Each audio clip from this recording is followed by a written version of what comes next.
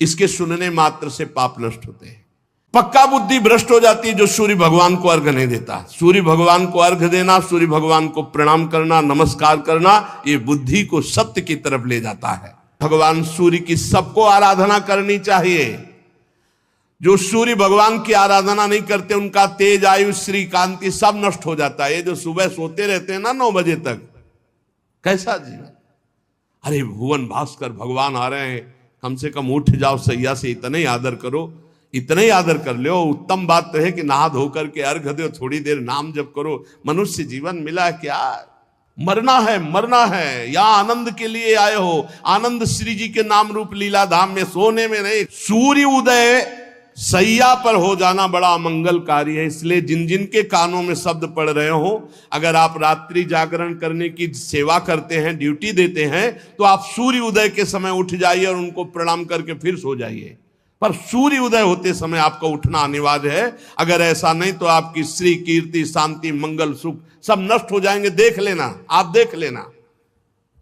ये जो तुम सोते हो ना, सूर्य उदय होता है ना, तुम्हारी बुद्धि को भ्रष्ट करता है। पक्का समझ लीजिए, पक्का। ये महापुरुषों के द्वारा स्थापित किया हुआ मार्ग। सूर्य उदय होते ही आप स्नान करके उनको अर्घ दीजिए, और जब नाम जप, मंत्र जप करोगे तो बुद्धि को सत्य की तरफ ले जाते हैं। गायत्री का जो आखिरी अर्थ है उसका यही कि मेरी बुद्धिमहि, मेरी बुद्धि को सत्य की तरफ प्रेरित कीजिए, सत्य की तरफ प्रेरित कीजिए। ये बुद्धि भ्रष्ट, श्री, कीर्ति, वैभव सब नष्ट हो जाएगा। इसलिए मान लो हमारी प्रार्थना, आप रात की ड्यूटी करते हो तो घर वालों को बता दो कि सूर्योदय होने के पहले में जगा देना। जग जाओ, 5 मिनट हाथ जोड़कर नाम जप करो, प्रणाम करो। भगवान हमको ऐसी ड्यूटी लगाए हो कि अब हम भजन नहीं कर सकते, अब हम सोएंगे। फिर सो जाओ, बच जाओगे।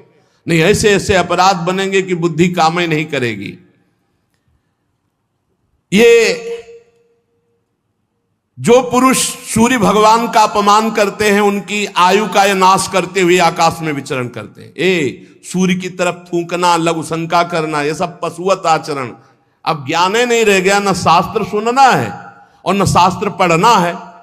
अब तो जो कुछ है वो मोबाइल है। अरे धर्म से चलो, भगवान का नाम जप करो, नमक रोटी खाओ, चैन से जियो। जीना नहीं आ रहा, जीना नहीं आ रहा।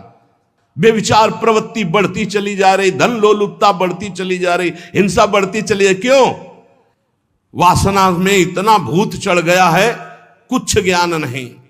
सुबह उठकर धरती माता को प्रणाम करना, बड़े बुजुर्गों के चरणों में माथा रखना, भगवान का नाम जप करते हुए अपने दिनचर्या में लगना, सूर्य आदि की उपासना करना, भगवान के जो पावन ग्रंथ गीता भागवत के 2-4 श्लोक गायन कर लेना, भोग लगा के पवित्र भोजन, पवित्र विचार, पवित्र दिनचर्या। गरीबी जरूर, लेकिन धर्म युक्त, बहुत होश में, बुद्धि शुद्ध, भोजन सात्विक, आचरण पवित्र।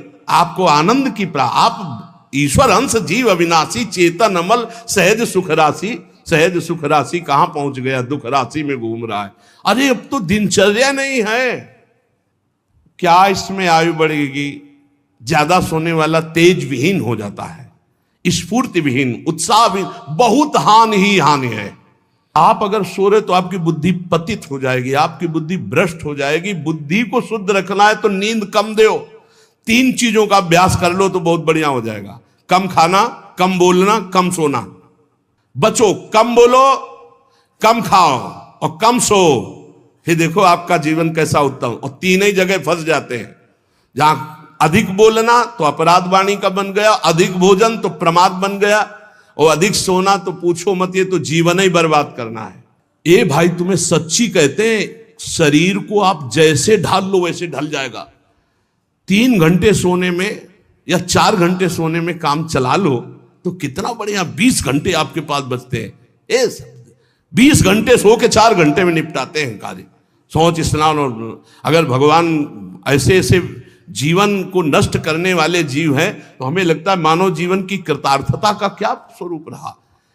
जो लोग भगवान सूर्य को अर्घ नहीं देते, नमस्कार नहीं करते, आदर नहीं करते, स्वाभाविक है उनकी आयु नष्ट हो जाती। जैसे वर्णन किया गया है कि अपने बड़े बुजुर्ग गुरुजन आ रहे हैं और आप उठकर नहीं खड़े हुए, तो आपकी प्राण शक्ति कमजोर हो जाएगी। ये उनके सम्मान के लिए खड़े होना नहीं, अपनी सुरक्षा के लिए खड़े होना है। अपने गुरु, अपने माता पिता बड़े, तो उठ के खड़े हो जाओ, नहीं प्राण शक्ति आपकी कमजोर हो जाएगी। भगवान के लिए ही सिर्फ तुम्हारा मानव जीवन है, इसमें आराधना करके आप दिव्य योग शक्ति संपन्न हो जाइए। ब्रह्मा जी ने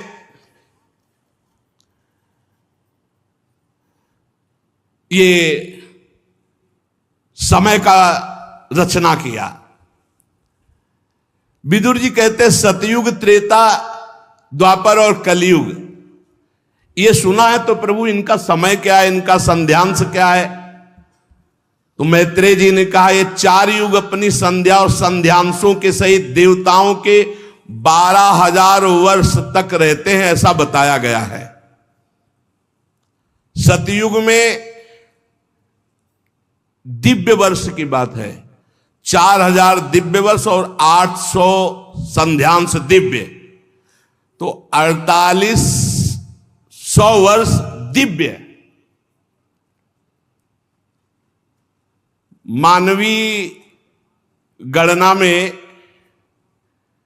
अलग होता है और ये दैवी गणना में अलग होता है। जैसे दैवी गणना में कलयुग है 1200 दिव्य वर्ष, तो मानवीय गणना में 4,32,000 वर्ष, 4,32,000 वर्ष।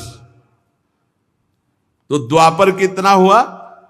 8,64,000, 32 दूनी, तो 8,64,000 वर्ष द्वापर।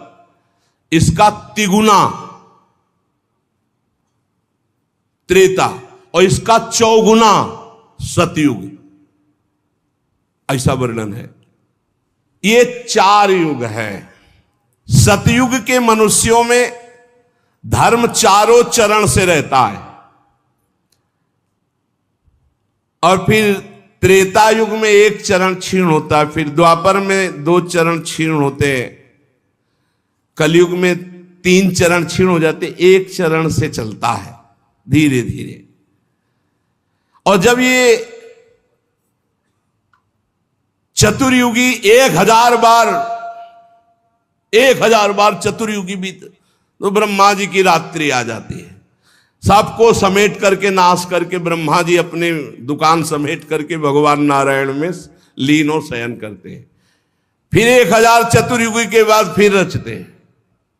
ऐसे चलता है दिन रात, रात में सो गए, दिन में रच दिया। फिर जो पूरी ब्रह्मा जी की आयु होगी उसे महाप्रलय कहते हैं। कुछ नहीं, सब समाप्त। ब्रह्मा जी का जब तक दिन चलता है तब तक सृष्टि चलती है, जहां रात आती है तो सब समेट लेते हैं। ब्रह्मा जी के एक दिन में 14 मनु बदलते हैं, एक दिन में 14 मनु। अरे बड़ा विचित्र खेल है। एक मनु का राज्यकाल जानते हो कितना होता है? 71 चतुर्युगी, 71 बार चतुर्युग, चारों युग व्यतीत हो जाएंगे तब एक मनु, और 14 मनु ब्रह्मा जी के एक दिन में बदलते हैं। प्रत्येक मनवंतर में सप्तऋषि, देवता और इंद्र और गंधर्वराज ये सब बदल जाते हैं। ब्रह्मा जी के एक दिन में 14 मनु, 14 इंद्र, ये सब बदल जाते। 14 इंद्र बनते एक दिन में ब्रह्मा जी के। ये इसीलिए कि हमारा जीवन कितना है, एक मनवंतर में मनुवंशी राजा लोग, सप्तऋषि, देवगण और देवराज इंद्र और गंधर्व ये सब बदलते हैं। और ब्रह्मा जी प्रतिदिन ऐसे सृष्टि रचते हैं और रात के सब समेट लेते हैं। बड़ा भगवान का विचित्र खेल है। कालक्रम से जब ब्रह्मा जी के दिन बीत जाता है तब वो तमोगुण को स्वीकार करके निश्चेष्ट भाव से सृष्टि का नाश कर देते हैं। नाश करने के लिए भगवान रुद्र रूप, तीसरा नेत्र खुला, संकर्षण जी से अग्नि और 12 सूर्य एक साथ उदय होकर आग बरसा, सब भस्म हो गए। भजन कर लो, यही सब भोग ले, सब भोगना है। अरे बोले कहां? तो देख लो यहां संसार में देख लो, आग नहीं लगती, भूंज नहीं जाते। फैक्ट्री में आग लग गई, गाड़ी में आग लग गई, सब जल रहे हैं। ऐसे आग लगेगी, जलना पड़े। भगवत प्राप्ति कर लो भाई, नहीं आगे सब ये सुनते रहो। भगवत प्राप्ति के लिए तुम रो पड़ोगे, सुनते केवल रहो। सारा विश्व उस समय अग्निमय हो जाता है, भस्म हो जाता है। भयंकर जल वर्षा, फिर जल में, और उसी जल में भगवान शयन करते हैं। और उन्हीं भगवान को प्राप्त कर लो, खत्म हो जाएगा खेलिए जलना जुलना, आनंद में हो जाओ। उन्हें तो श्री जी के पास जाना है, श्री जी के साथ खेलना है, खाना है, जहां माया का प्रवेश ही नहीं। इसीलिए कहते जय वृंदावन, प्राण वृंदावन, सर्वस्व वृंदावन। ये सब भूर भुआ स्वर्ग लोग सब जलमय हो जाते, आग लगती। पहले वर्णन है, पहले 100 वर्ष बरसाएं नहीं होगी। अब 100 वर्ष, 1 साल ना हो तो भूखा मरना शुरू हो जाता है। फिर लोग लोगों को खाने लगेंगे भूख से व्याकुल होकर। 100 वर्ष तक आग जब बरसेगी। ये कहानी नहीं है, ऐसा होता है। फिर 100 वर्ष तक प्रलयंकारी जल, जलई जल, जलई जल। काहे को मरोगे, पहले ही भगवान का भजन करके परम पद प्राप्त कर लो। मनुष्य शरीर इसीलिए दुर्लभ कहा गया है। ये जब सृष्टि नाश होनी होती तो भगवान शेष जी के 10,000 फणों से विषैली आग पैदा हो जाती, 12 सूर्य उदय हो जाते हैं, नीचे से संकर्षण, ऊपर से महादेव की तीसरा नेत्र खुल गया, भस्म होता सब चला जाओ। राधा राधा, तभी हम कहते हैं कसाई वाड़े में बंद हो काल के, भजन कर लो भजन, कुछ नहीं चलेगी तुम्हारी बादशाही, तुम्हारी ऐंठ, तुम्हारी छाती तान के चलना, बहुत सावधान, राधा राधा, परोपकार कर लो, मंगल कर लो, अच्छी कमाई कर लो, भगवान के पास चलो। 7 समुद्र प्रलय काल के प्रचंड पवन से उमड़ती हुई उत्ताल तरंगों से मर्यादा तोड़कर पूरी त्रिभुवन को डुबाने लगते हैं।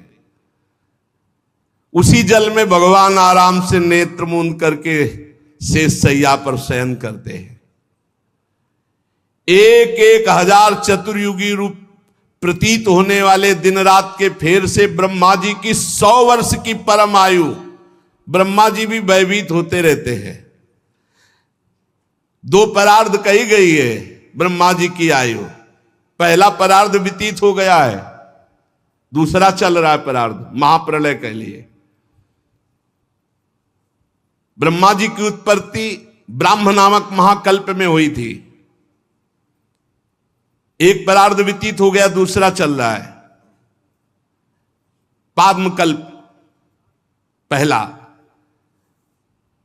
विदुर जी इस समय जो कल्प चल रहा है उसे दूसरा परार्ध कहते हैं।